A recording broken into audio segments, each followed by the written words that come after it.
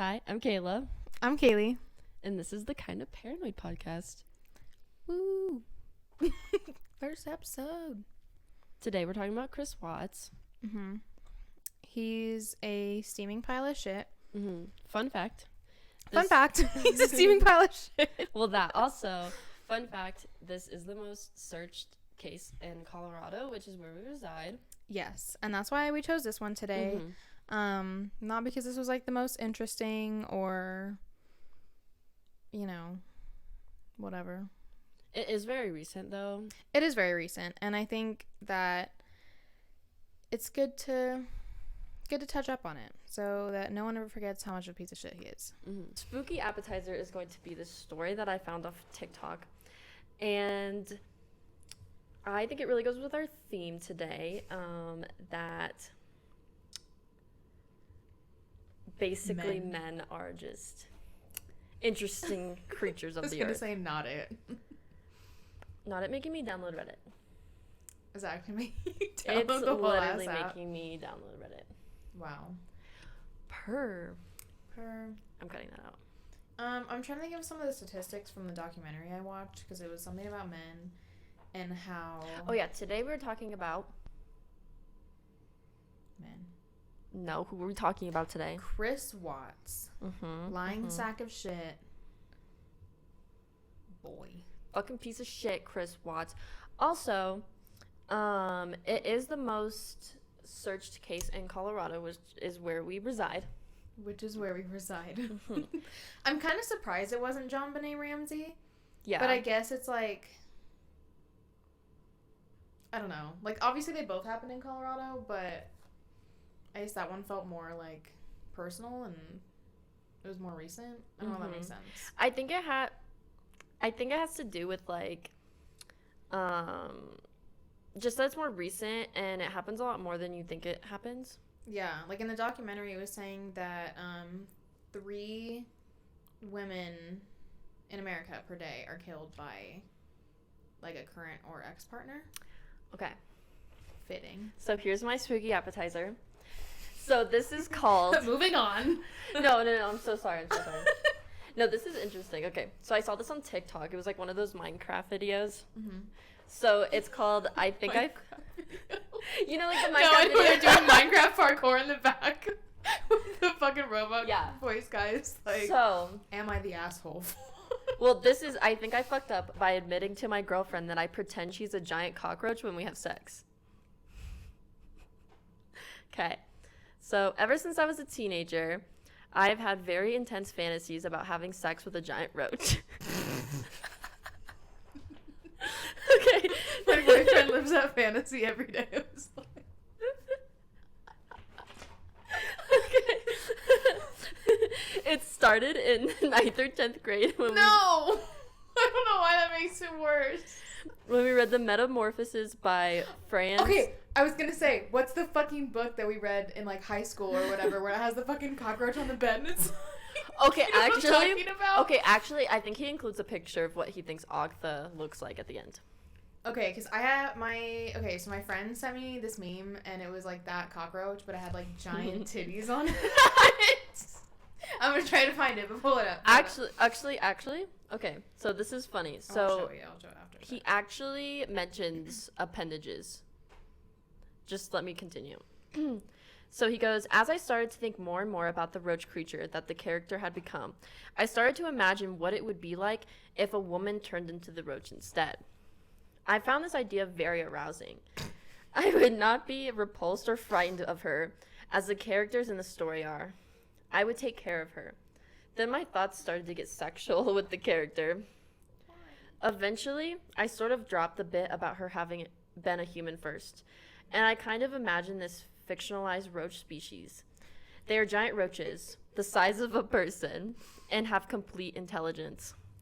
I kind of over time conjured up an imaginary friend of sorts. She was one of those roaches, and her name was Ogtha. Where did he get that name? Is that like a foreign name or something? I don't know. Maybe he just think it's a good name for a roach. Ogtha. Okay. I would fantasize fantasize about her often. Whenever I masturbated, I'd be imagining elaborate scenarios of me and Ogtha making love. I'm just show it afterward. Okay. That picture that roach dude? Okay. Yeah. That's probably what he Yeah, imagined.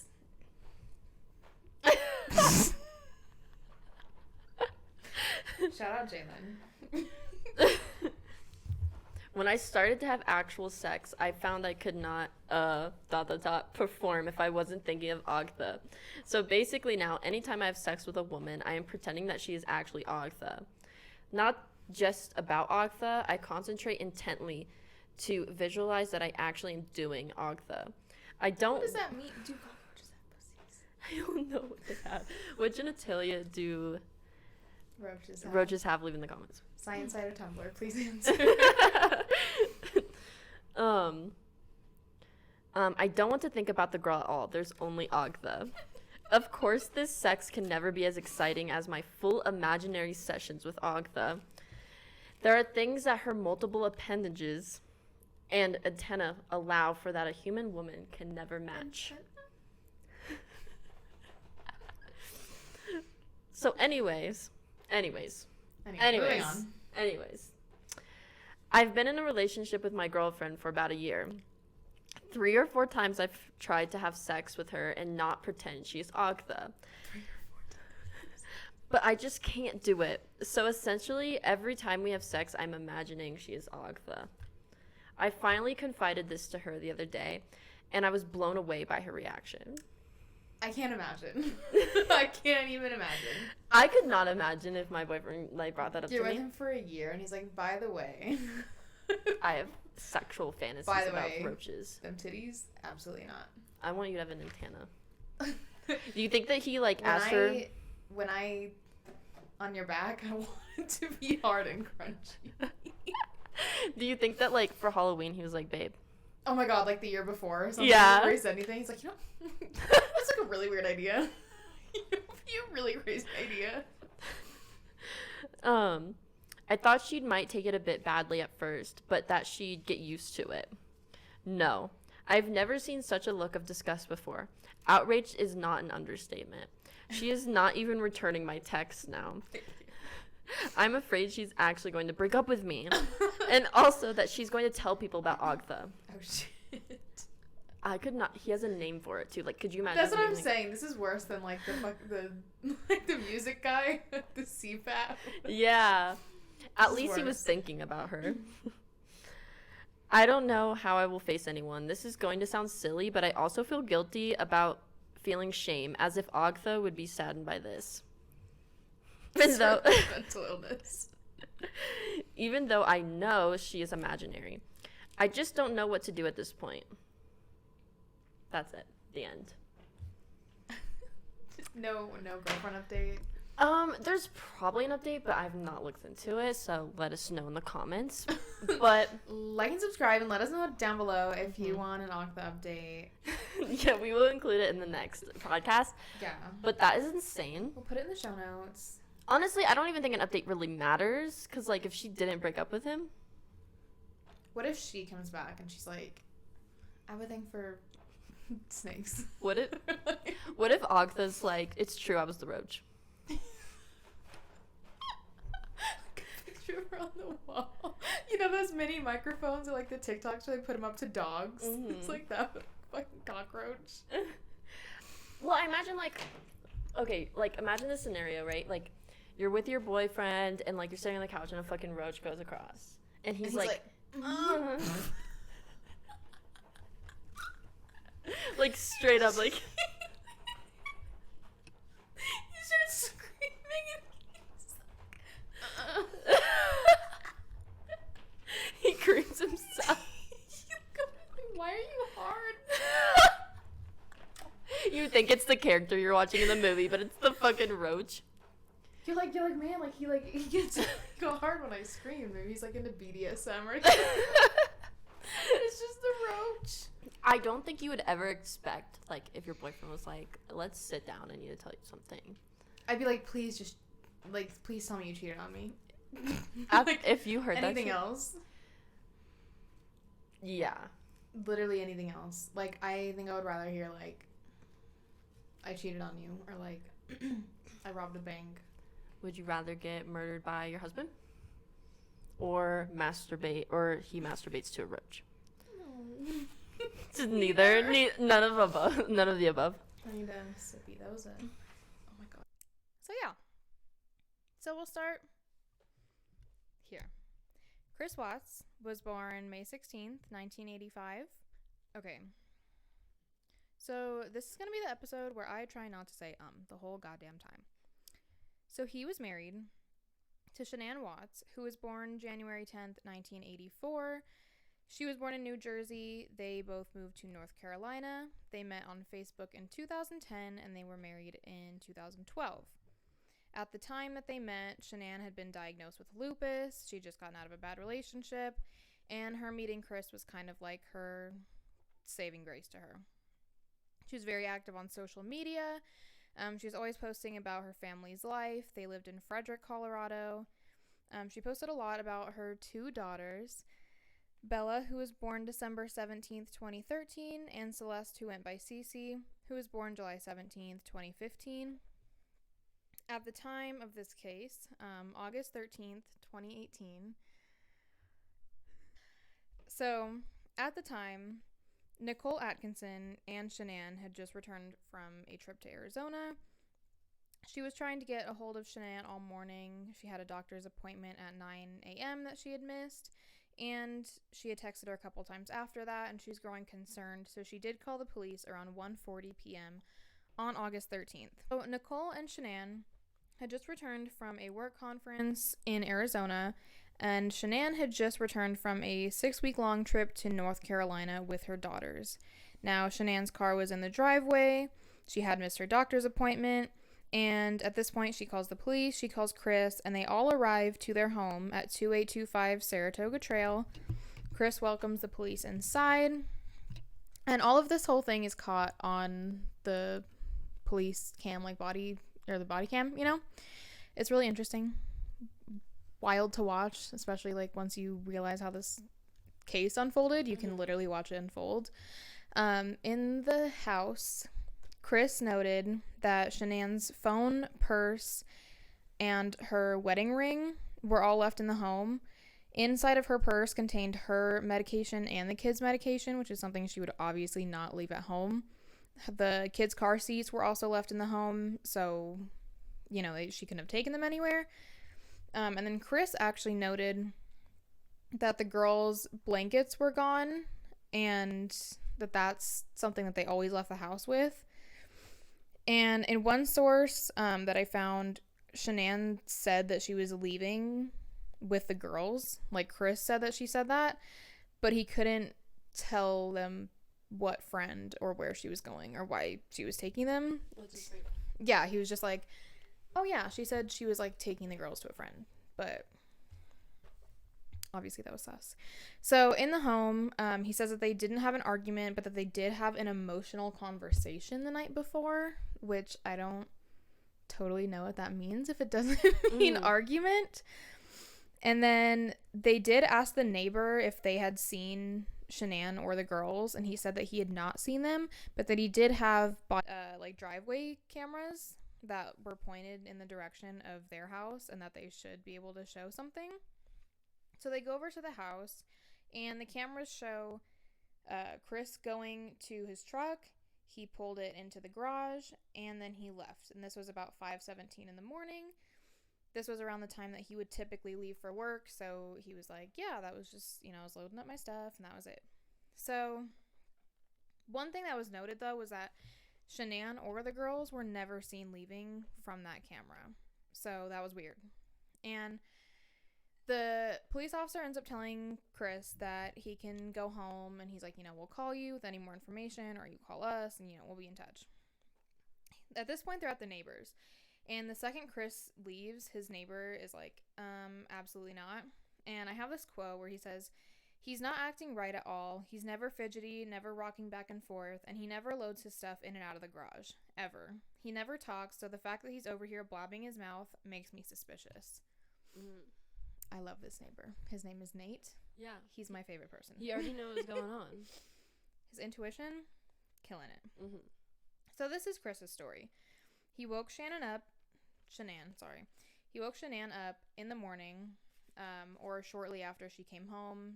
Can't totally find the time.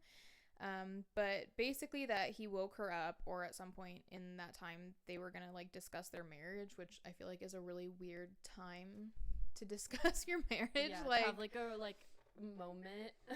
Yeah. At 5 a.m. Like. Yeah, whether or not I was awake or not, if my boyfriend tried to talk to me at like 3 in the morning about our relationship, I'd be like, what the hell's wrong with you? Yeah. But I guess he says that Shanann asked if he was cheating, and then he says no, denies it, and then he leaves for work around 5:15 to his place of employment at Anadarko Oil and Gas. Now, August 14th, 2018, scent dogs are brought to the home, missing posters are put up. A local news station comes to Chris's house and interviews him, and he pleads on the news for his family to safely return, or, you know, give them kind of any sign that they're okay. And he says, I hope she's somewhere safe with the kids. If someone has them and they're not safe, I want them back now. Now, August 15th, 2018, the next day, 2 days since they've been missing, Chris agrees to a polygraph test. And this is personally my favorite part of the whole thing, because the polygraph administrator is wonderful and I love her. She says it would be stupid for him to be there if he had anything to do with her disappearance. And she says this to him. And obviously, like everything else, this is all on recording, like in the interview room. And he says, you know, like, of course, like I had nothing to do with it. And she's like, it would be really stupid for you to be here if you had anything to do with this. He's like, yeah, for sure. Yeah. Totally. Thinking he's going to get away with it. He's just stupid.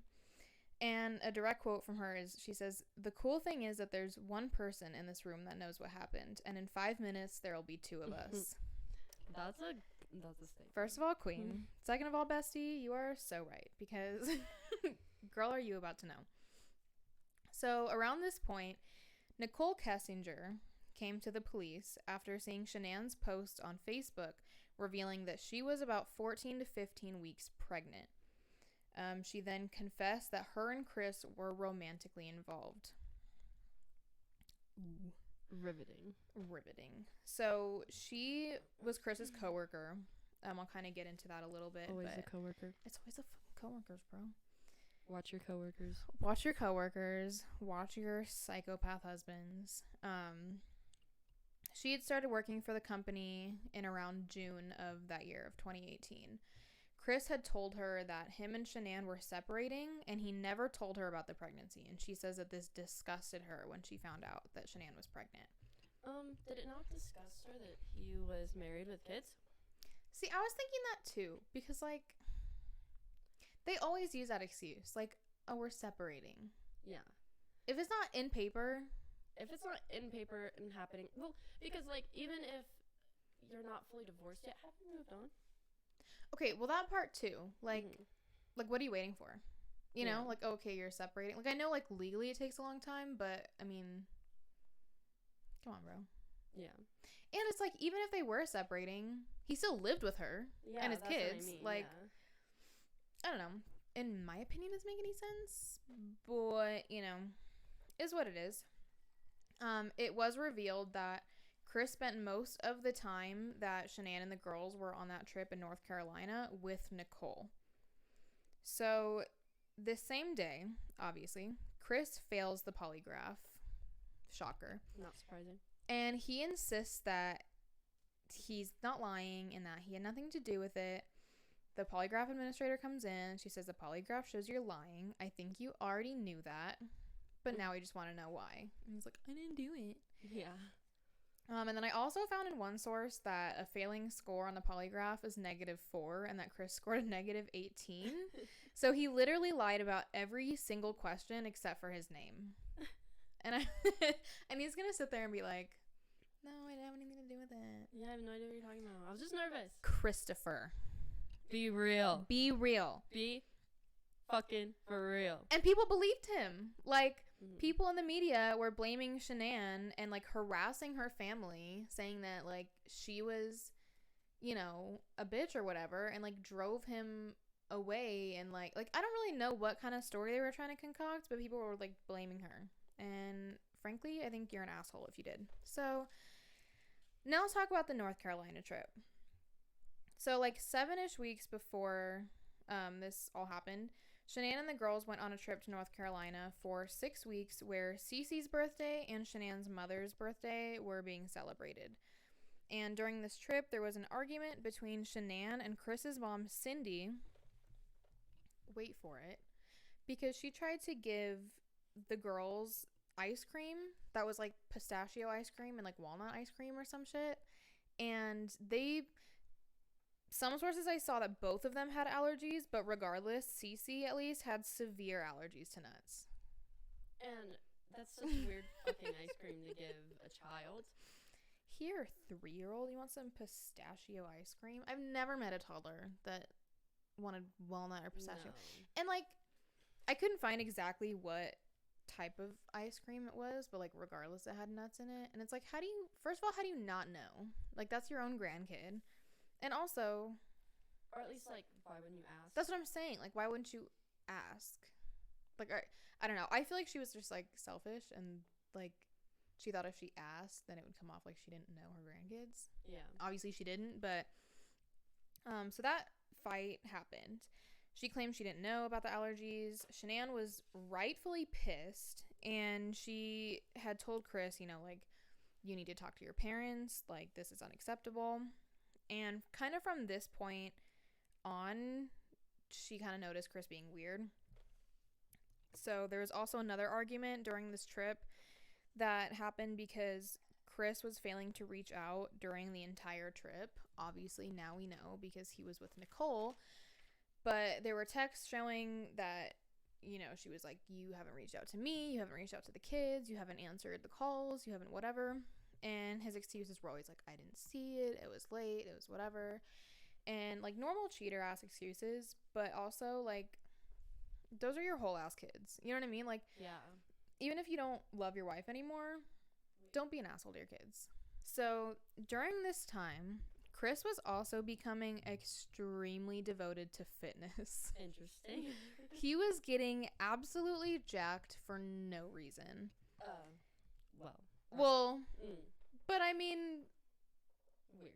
I don't know. Like, I just feel like you're gonna put that much effort into like looking good for someone else. I don't know. Yeah, like, that's what I'm saying. He's not doing it for like, no. Well, no, yeah. But like, it's not like he was just like buying better clothes or like getting a new haircut. Like, like this man was just always working out. It was weird. So texts between Shanann and her friend show that she didn't feel thought about or cared about, and that she suspected that he was cheating. And obviously the friend was like, you know, you're being paranoid, like, don't worry about it.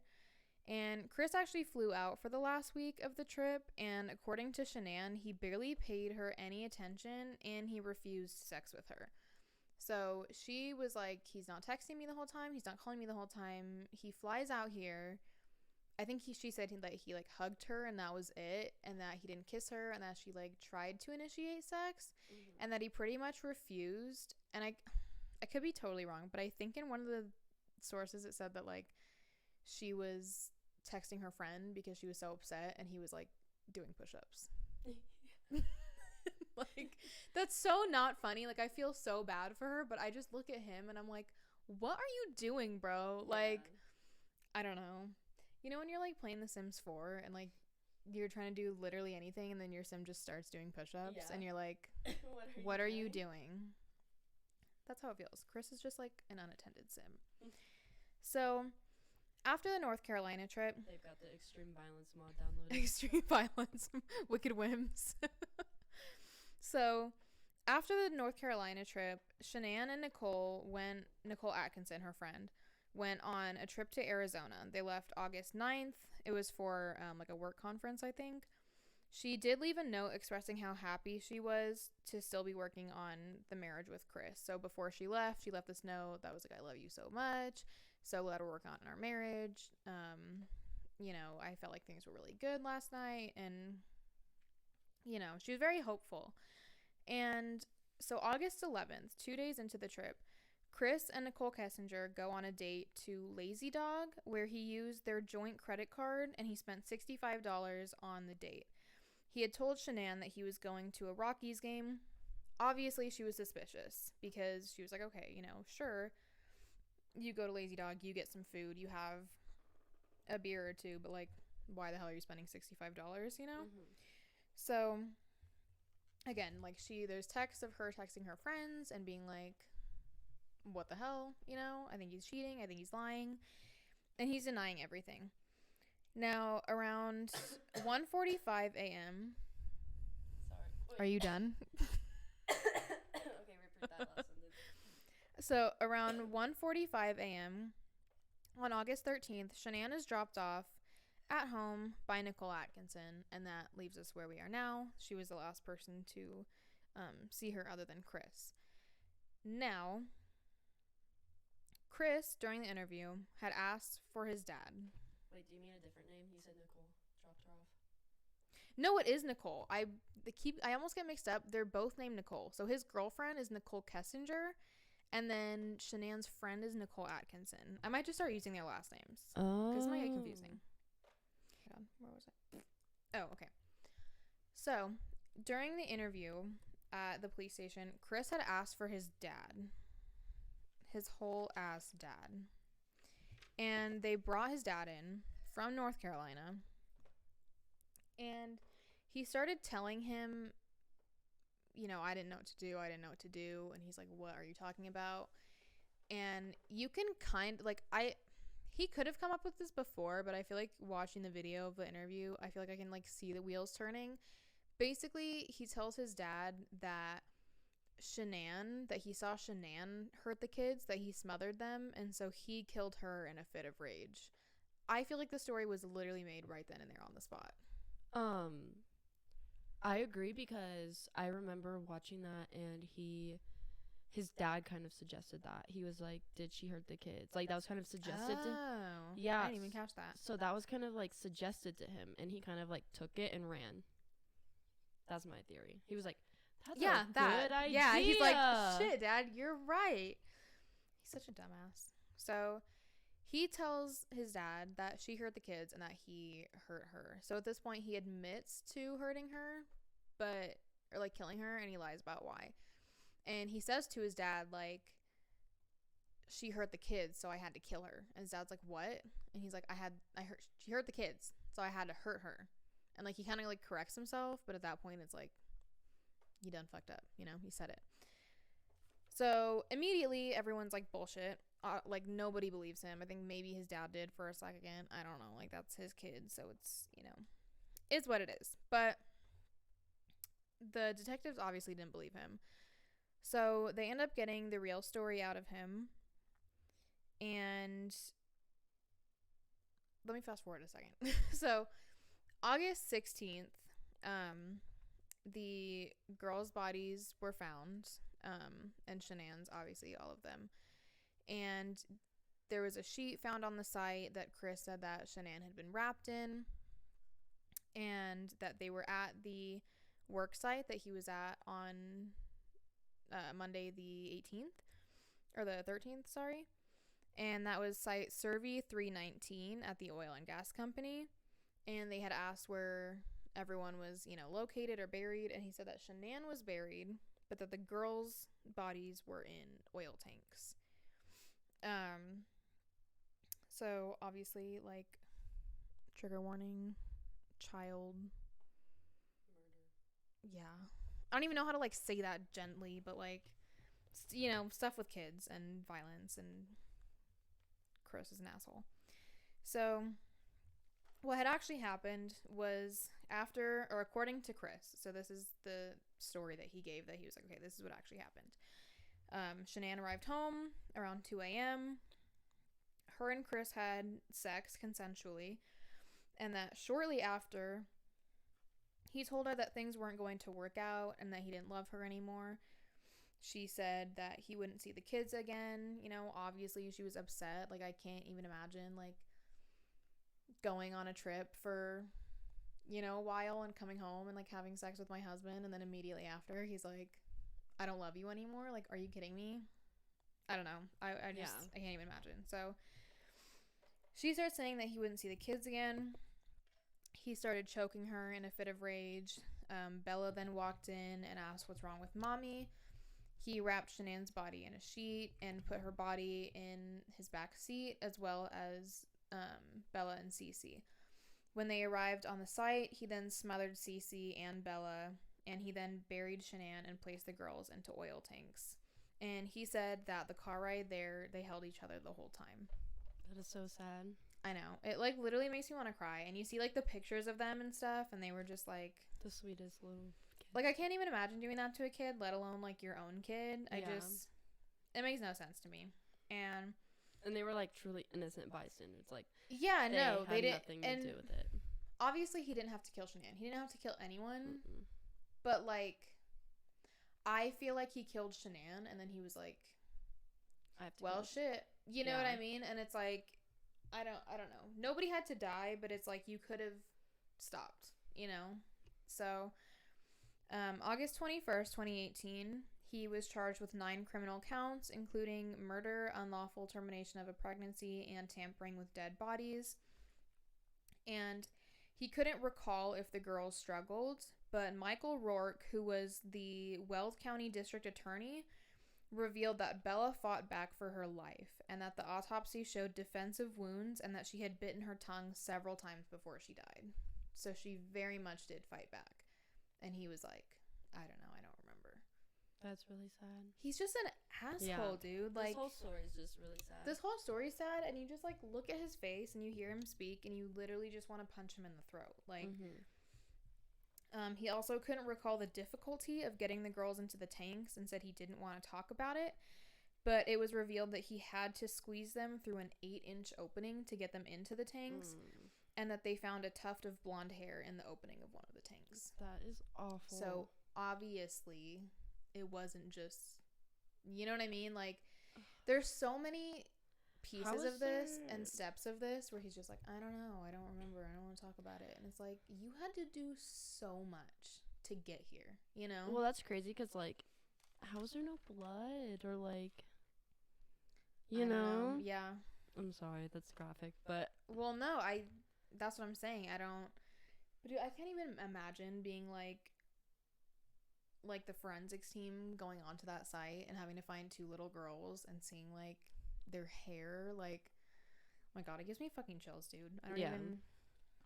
So, November 6th, 2018, Chris pleads guilty, and November 19th, 2018, Chris is sentenced to 5 life sentences without the possibility for parole, plus 36 years for tampering with dead bodies and 48 years for unlawful termination of a pregnancy.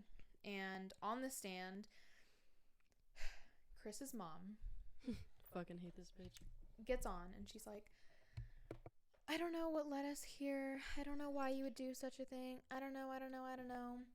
But I forgive you. Wow.